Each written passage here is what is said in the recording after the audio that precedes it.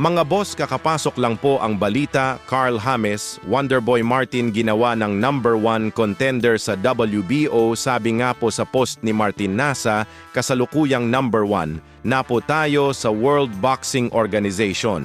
Nag-aantay na lang po tayo ng posibilidad na laban upang maging handa sa World Championship. Maraming salamat po, Ama, sa biyayang ibinigay mo po sa akin. Nagpapasalamat rin po ako sa aking Team Wonderboy at sa mga taong naniniwala sa aking kakayahan.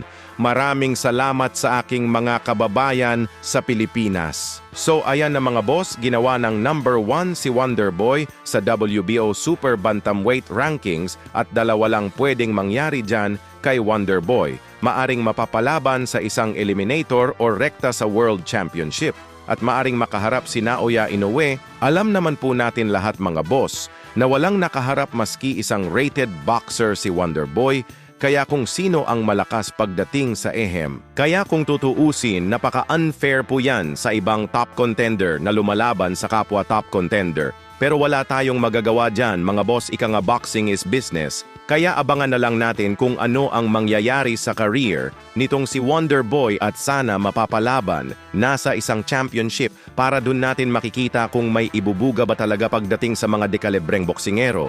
Samantala, balik tanaw muna tayo mga boss sa naging laban ni Cuadro Alas at Charlie Edwards.